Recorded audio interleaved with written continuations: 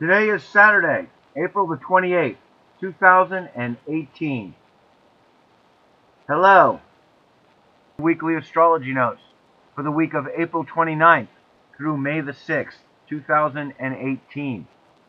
Highlights for this week. Well, we've got just two aspects this week, and they're each on the Sunday. And the moon really is not too busy this week either.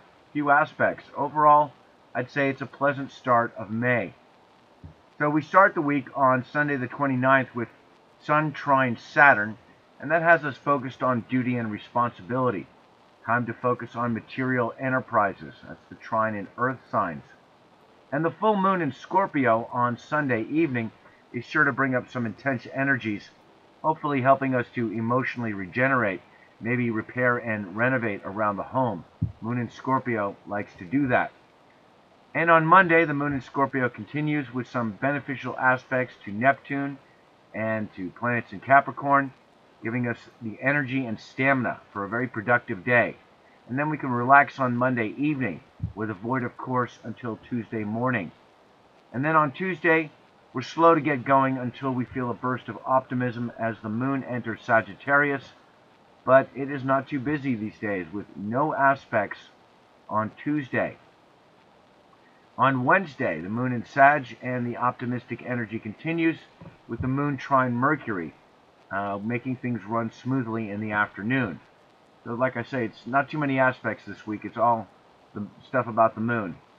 And on Thursday, the moon in Sagittarius, once again, no aspects during the day, and just one in the late afternoon, a moon trine Uranus, has us feeling ambitious, but then a void, of course, sets in until the moon enters Capricorn later in the evening. On Friday, the moon in Capricorn gives us just one aspect, and that's moon conjunct Saturn. How appropriate, since Saturn rules Capricorn. So Friday is a slow and somber day. On Saturday, the moon in Capricorn gives us several great aspects to bring material gains as we focus on duty and responsibility.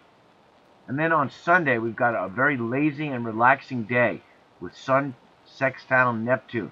Lowers the ego drive and leaves us open to tune into the subtle vibrations around us. Very sensual and artistic. It's a perfect aspect to spend in nature or pleasant surroundings. So you may want to plan appropriately to be out in nature on Sunday the 6th. And a short void, of course, in the morning before the moon enters Aquarius, and we feel liberated. Really not interested in work or responsibility next Sunday. And at the end of the video, I'll go over the transits for Trump, the USA, Assad of Syria, China, North and South Korea, where there have been some really wonderful developments lately. And of course, I just have to mention Bill Cosby, and I'll go over his transits. It's got an interesting series of events that coincided with the Mars conjunct Pluto on Thursday the 26th. Okay, so let's get started with Sunday, the 29th. Early in the morning, moon enters Scorpio. So we're more intense for the next couple of days. A little more sensitive and more apt to get involved in other people's drama, which is great for passionate encounters, but not so in other cases. It can bring up jealousy. Emotionally reserved until we are stirred into action. Then we dive in completely. A little more secretive, but more able to help others. Desire to be part of the community and help others improve their lives. As well, it's a good time to renovate and repair around the home. A lot of healing energy for moon in Scorpio these days, with the conjunction to Jupiter and the sextile to Pluto and the trine to Neptune. So we've got the Sun trine Saturn, and that'll be 9 degrees of Taurus until 9 degrees of Capricorn, happening on Sunday morning. So this aspect has us focused on duty and responsibility. But it feels right because it's the trine, and it just seems to go smoothly. It's another wonderful trine from Taurus to Capricorn. Like several of these days, we had Venus giving several of them, and now the Sun comes in to give us a round of them. Very productive. Encourage us to focus on material enterprises and physical things. So good to focus on your home occupation. The Sun in Taurus, or the second house, is often an indicator of someone who owns their own business. So looking for opportunities for career advancement, maybe taking on more responsibility, which pays off in the long run. We're more traditional, dependable, display more moderate and dignified behavior, able to work hard without oversight and see a job through to the finish, looking to express your creativity and personal values in a way that conforms with tradition. And then in the afternoon, on Sunday, we've got Moon sextile Saturn, feeling dedicated to your work. Kind of goes well with the Sun trine Saturn. Good judgment ability, strong character. And then we've got the full moon in the early evening on Sunday. Moon opposition Sun. Full moon in Scorpio. Intense highs and lows. Hopefully some of that energy is kept in check by that sextile to Saturn. Feeling jealous, possessive, and not willing to compromise. The driving energy of Taurus feeds the good and bad side of Scorpio, so you gotta kind of watch out. Lots of sexual energy. Watch out for being pulled into other people's drama. Avoid run-ins with the law.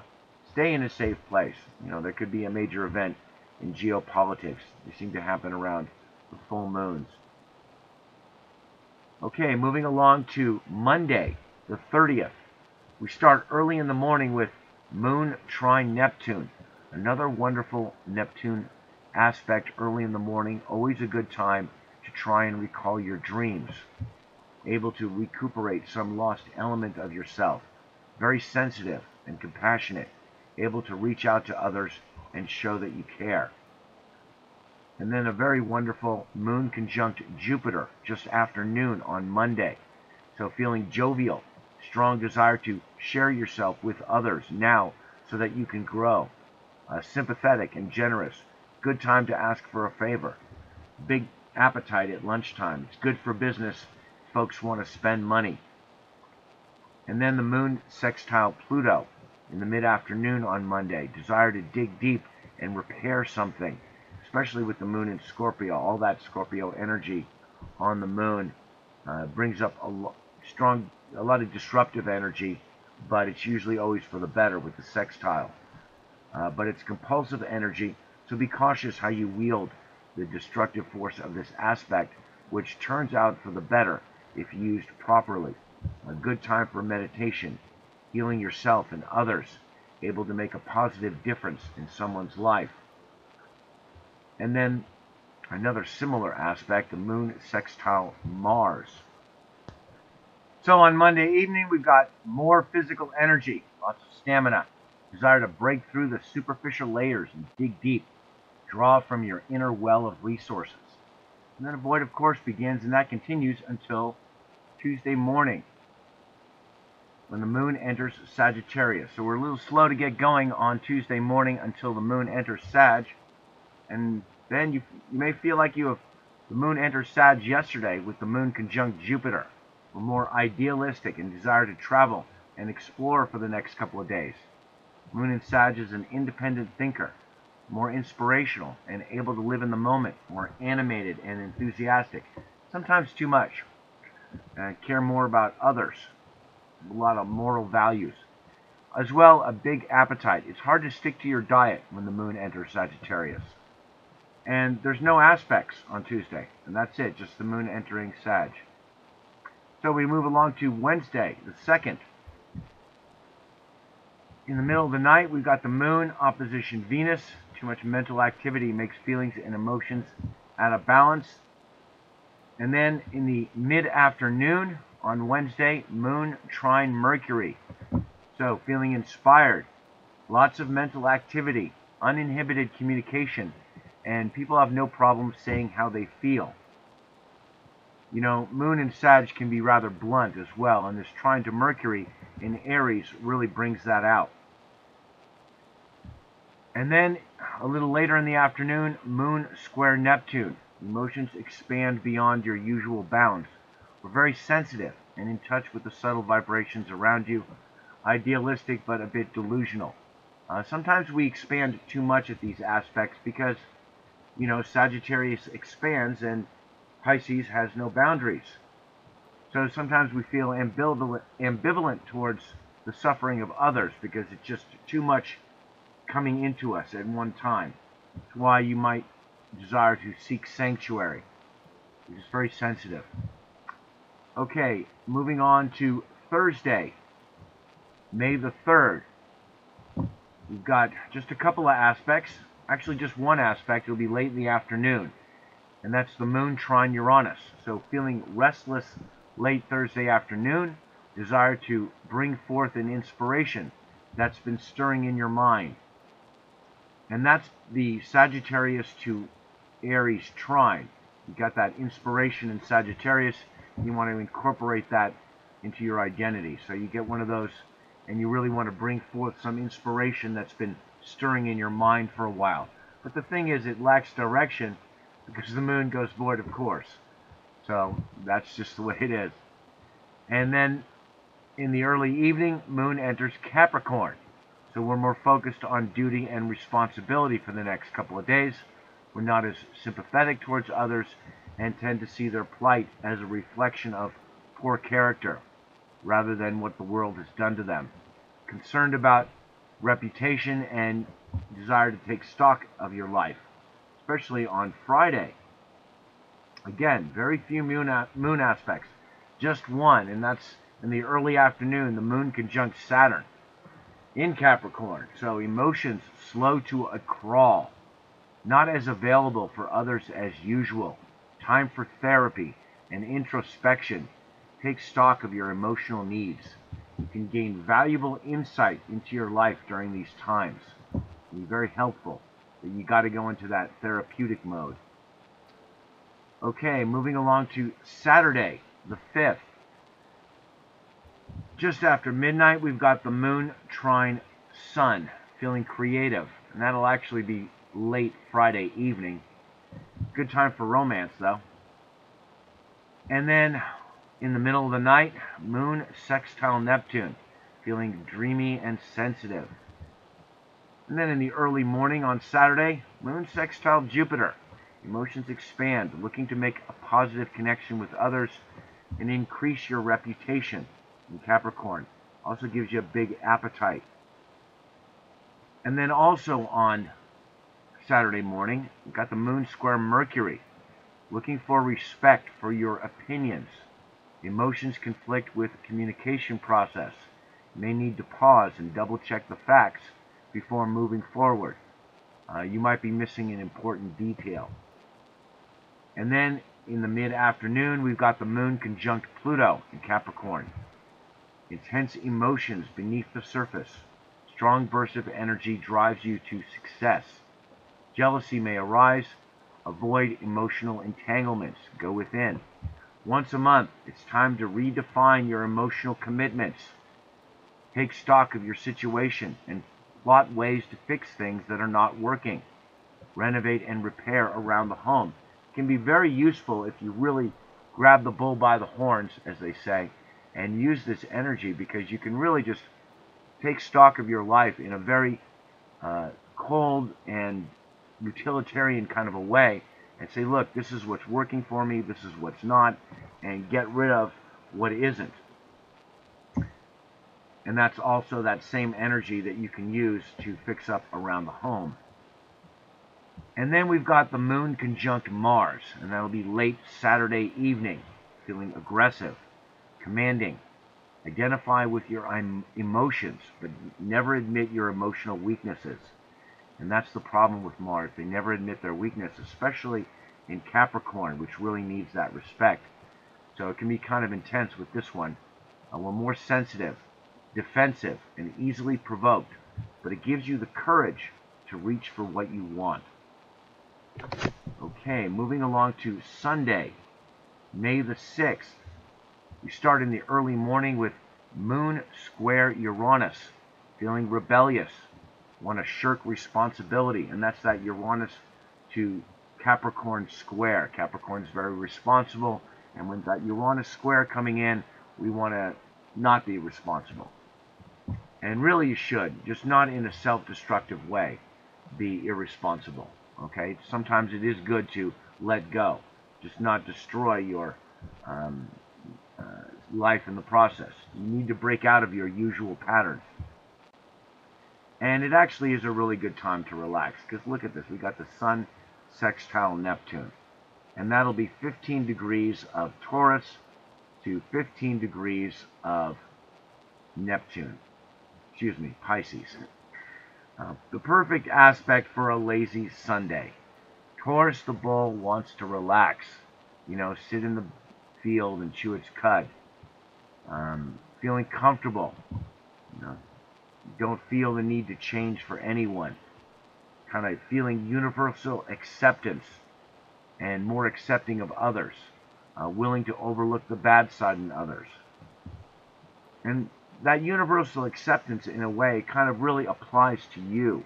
You're very forgiving of yourself and of your personal values because it's the Sun in Taurus. So you're just very accepting of whatever you feel like you want to do. At the same time, a bit delusional, but compassionate and warm, and just really easygoing, receptive towards others. Low ego energies, not fussy, easy to please. Very accepting of others into your personal space. In fact, you invite them in because you have something valuable to share with others. It's another really good aspect to share yourself with others. We're more receptive to the subtle vibrations around us, a desire to tune out the material world, because that's Neptune, very non-material, you know, and tune into your psychic abilities in this case. The Taurus to Pisces sextile, it's really the best for rock medicine. More sensitive and need to be in a safe place. Good time for a massage. You know, that sensual earth energy coupled with that Neptunian non-material really brings out a lot of great things, you know, like the rock medicine and the ability to be open up for a massage. It really opens you up to the non-material world and makes you very accepting. And of course, there's no better aspect to get out and be in nature. We're more in tune with that natural environment, and the sensual earth energy takes on a spiritual quality. Better to able to tune into the fairies and elemental spirits and have a spiritual experience while you're in nature. So it's a great day to go on a hike or even just a bike ride. Basically, it's a good day to spend doing what you love. Something that is a perfect or idealistic Neptunian expression of your personal values, Taurus. It's very romantic and idealistic.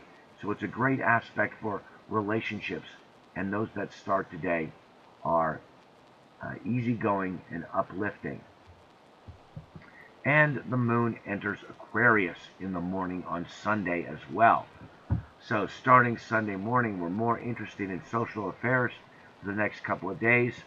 Good time to spend with friends and associates.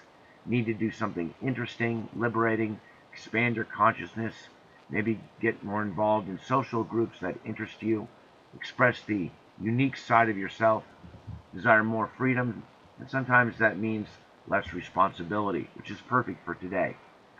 So enjoy surprises, more interested in the unusual. It's a little bit more impersonal as well. Okay, so that's it for this week's aspects. And here's a picture of a little puppy dog reminding us to have a lazy Sunday and to put us in the proper mood for politics. Okay, moving into politics now, starting with Donald Trump. On Sunday, May the 6th, the second pass of Saturn opposition Mercury, and that'll be 8 degrees of Capricorn to 8 degrees of Cancer. So the last pass was March the 30th, but since Saturn went retrograde so recently, this has been an extended transit for him. It's really been ongoing the whole time. It's a time of confrontations and limitations, when he needs to show proof of what he's said. A time of karma, when he's held accountable for his promises, which could mean, you know, he could also show he is fulfilling his promises. A time when he achieved great victory or great defeat. He'll be very authoritative and commanding and act like a father figure. Transit inhibits his voice, but he'll be forced to speak slowly and clearly, possibly make an official announcement. And the last pass is not going to be for a while, not until December the 10th. So the issue started at the end of March, and it already reaches a climax now, but it won't be finished until the end of this year. And I think really the big question with his transit for the rest of us is, will he keep his promises and drain the swamp? It could well be the most important transit of his presidency, the one which may well come to define his reputation. On the surface, it does not look good.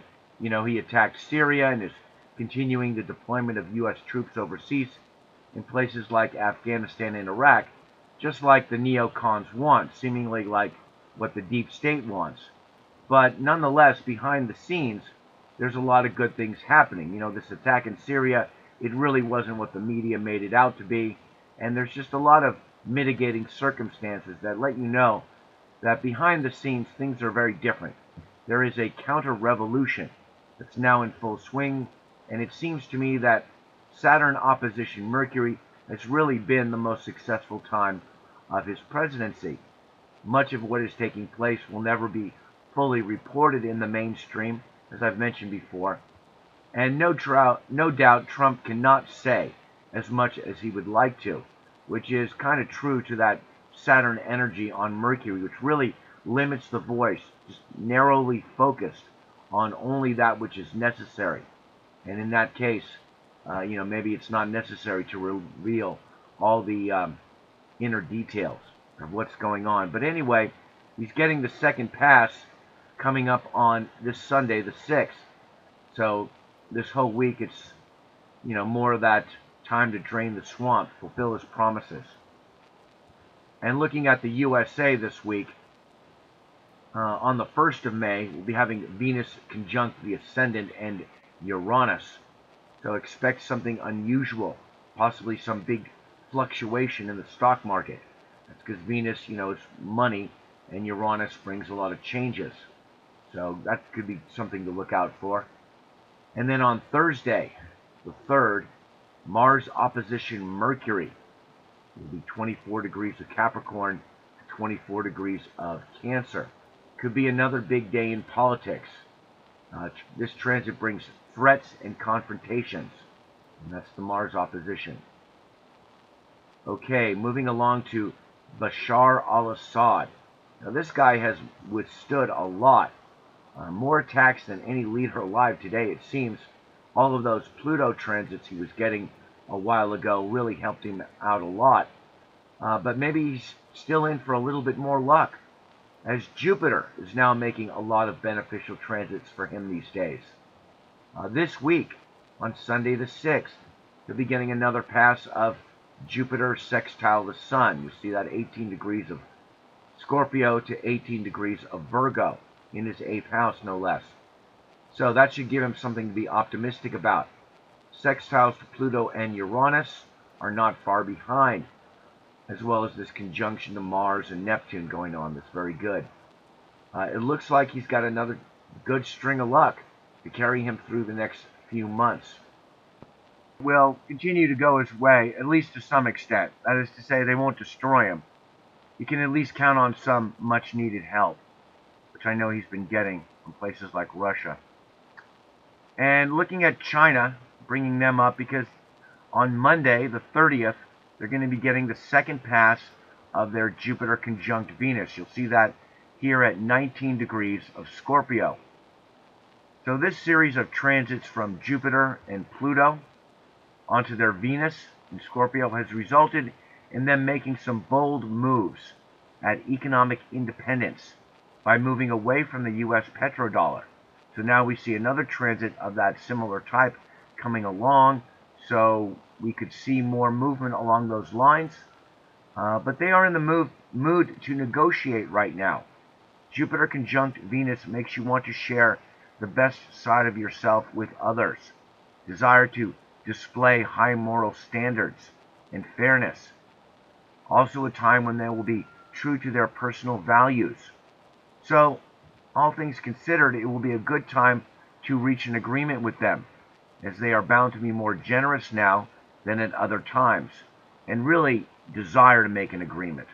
They kind of expand through one-to-one interactions with others, and they need to do that now in order to grow. And it looks like behind the scenes they are doing just that with the North and South Korea ending their war. You know, this is a huge event. It should be front page headlines. So let's go over the transits for North and South Korea. It's an interesting set of transits to coincide with ending the decades-long war with the South, which is now officially over for the first time. I mean, it's like I said, it should be front page headline news, but there's barely a mention of it in the mainstream media. So let's take a look at their transits at this time. Okay, let's start with Uranus trine Saturn, 28 degrees of Aries to 28 degrees of Leo. Well, an old dog learns some new tricks. That's what happens when Uranus trines your Saturn, especially when you're an older person. That Uranian energy brings youthfulness, ability to adapt, and best of all, find new ways to solve old problems. And they certainly have done that. Recall the recent Sun conjunct Uranus, which we had on the 18th, when the Sun was back down there at 28 degrees of Aries as well. So the Sun conjunct Uranus made a very close trine to the natal Saturn. So that was an interesting coincidence to all of this. And also there's a series of Chiron connections to this big event, which is kind of interesting. Definitely helps to point those out so that we can see or come to a greater understanding of how Chiron works in our lives. So let's start out with Chiron trine Venus, 0 degrees of Aries to 0 degrees of Leo. Okay, so Chiron and Aries just showed us something interesting here. That one brings greater sensitivity and thus awareness of their pain. But even more significant, I think, is this recent Venus opposition Jupiter, which occurred on the 16th at 20 degrees 59 minutes, Scorpio to Taurus. And you'll see that their natal Chiron is at 20 degrees of Scorpio. So they had Jupiter conjunct Chiron and Venus opposition Chiron right around this time. Now the Jupiter conjunct Chiron brings a release or relief from pain. It's a very beneficial aspect. It can be really amazing in your life if you really need it. Interesting as well is this Jupiter semi-sextile Jupiter. You'll see that 19 degrees 58 to 19 degrees 59. And again, I'm using this day, the 26th, because this is the day that it all happened, when they finally decided to meet and end the war. So all this Chiron stuff going on concurrent with the ending of this long war. But yet there's more stuff going on. Neptune at 15 degrees of Pisces is quincunxing their natal Pluto at 15 degrees of Leo. So there's your precise adjustment that comes with the quincunx. And in this case, something old has died in North Korea. In this case, it's a belief system. And something is basically now dead and is going to be regenerated in Pluto. So that's kind of interesting. And as so often in the case, we got Mercury oppositions going on. Mercury opposition Mercury and Neptune, concurrent with the ending of the war. And that puts them in the news. The Mercury opposition has done that so many times in the past. And they've got their ongoing Saturn square Mercury. You'll see their natal Mercury at 8 degrees of Libra is getting a square these days from Saturn, currently at 9 degrees of Capricorn. And that's brought a lot of rethinking. And if you'll notice, it really stopped their usual bellicose rhetoric. They usually come out with these really outlandish statements. And when Saturn squared their Mercury, suddenly their voice was very limited, and they stopped doing that. Kind of interesting. Ultimately, the big dissolving of their boundary, I believe, will come with the Neptune opposition Sun. You'll see Neptune currently at 15 degrees of Pisces getting very close to that opposition to the Sun at 16 degrees of Virgo. The first pass is going to be this month on the 28th. And then Neptune goes retrograde at 16 degrees 29 minutes. So that's going to be quickly followed by the second pass. So the issue will start at the end of May and then reach a climax very quickly. So we are now seeing the run-up preparations for something much bigger to happen starting at the end of May, continuing through the month of June and into early July.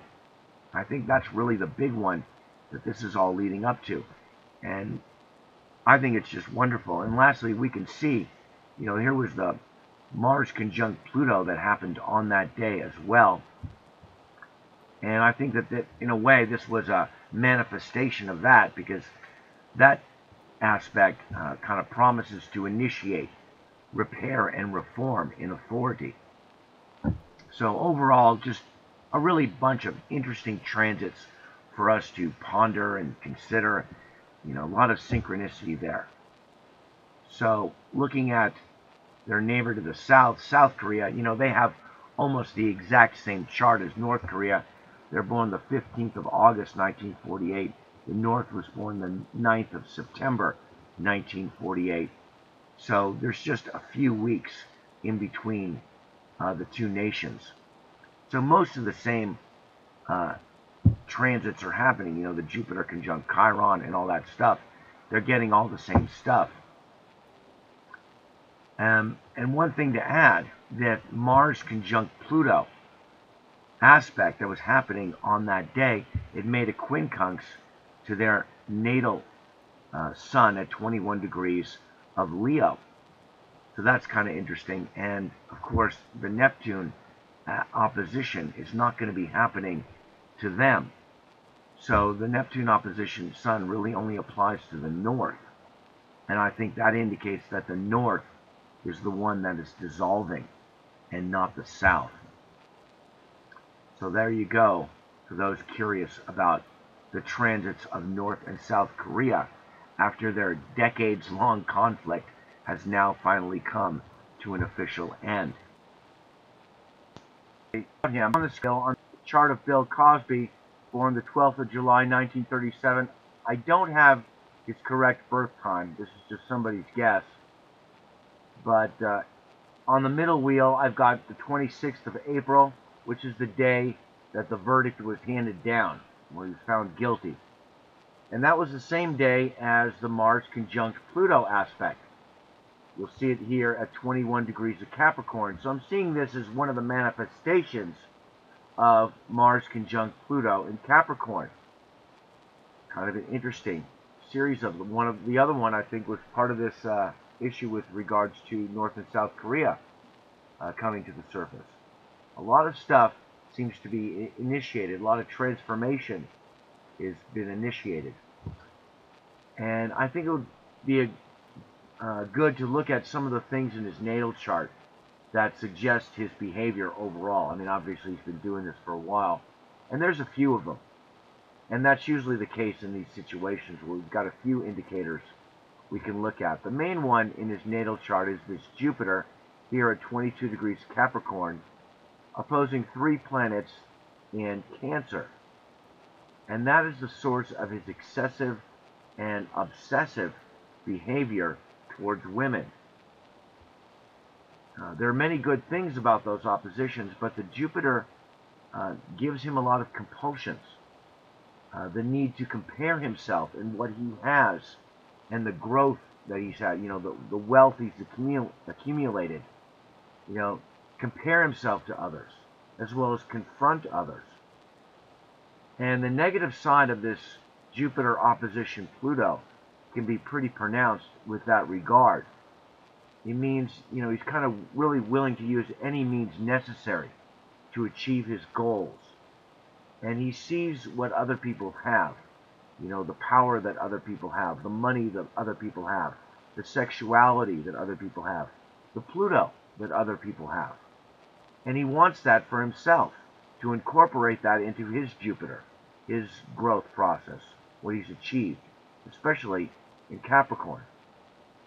So this kind of person can be very jealous of the power that others have. And with this kind of setup, you really, moral integrity is an absolute must with this set of aspects in your natal chart. As well, the Mercury conjunct Pluto. He can be very persuasive and very manipulative with his words. He understands the power of his words and he uses them for his own benefit. So once again, moral integrity is very important with that aspect. Also, he's got a moon conjunct Neptune in Virgo, no less. It's really hard for him to get a handle on his subconscious impulses. That's the moon, is your subconscious mind. And Neptune kind of clouds out whatever it touches. So he's not really sure of his subconscious impulses. He doesn't know where they come from. And of course it's to the moon, so he can be rather deluded when it comes to women as well. All in all, he fails to judge himself properly. He fails to judge his subconscious influences. He gives too much unconditional acceptance, Neptune, to his subconscious feelings, moon. And that's why he doesn't correct himself enough.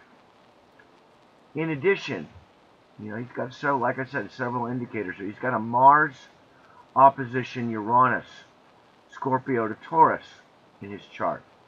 So that's going to make him rebellious and defiant against social norms.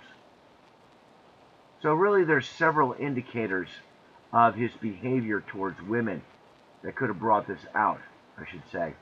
And it seems as though the group of oppositions to Jupiter are the ones that are most activated now because of this Mars conjunct Pluto right there next to the Jupiter and close to the opposition to Mercury and the Sun.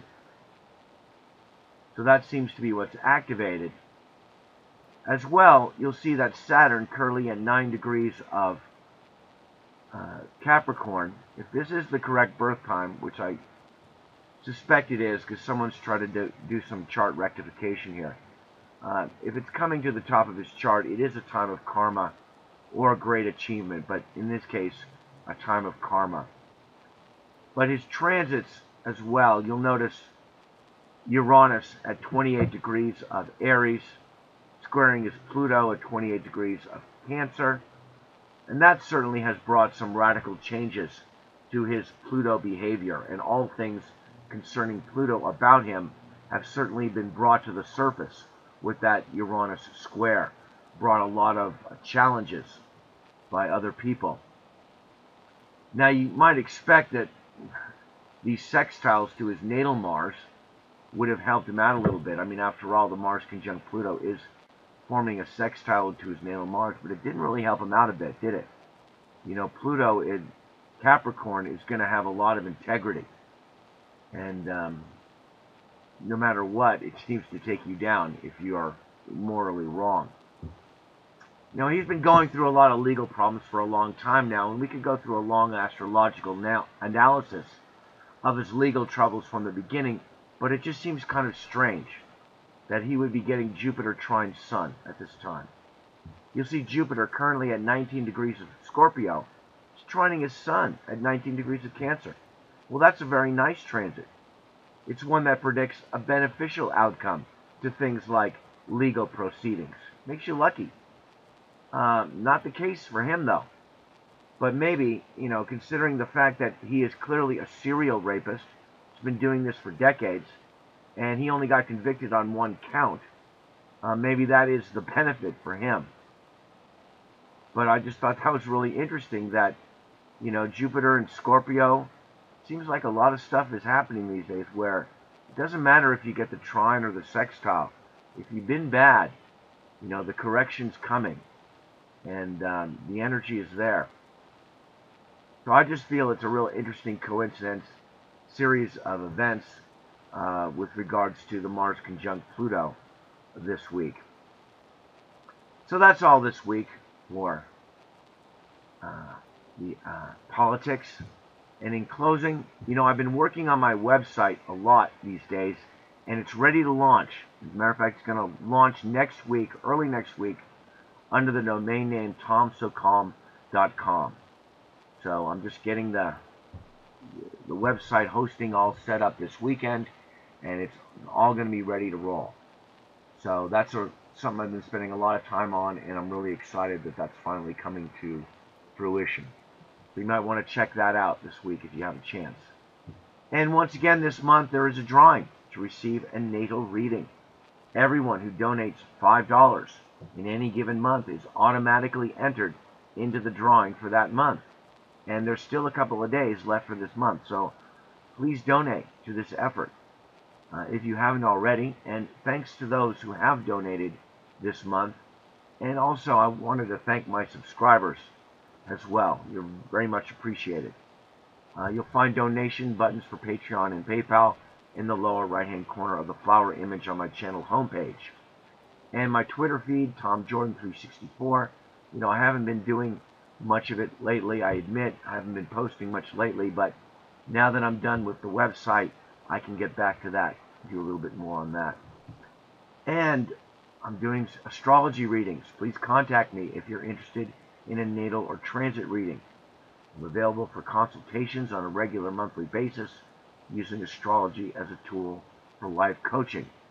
In addition, I am a Reiki master, and if you're interested in a long-distance Reiki healing or a psychic reading, please contact me at mobilestar7@yahoo.com or my weblog, or soon-to-be website, at tomsocalm.com, which is where I post the transcript of these weekly videos. Well, that's all this week for weekly astrology notes.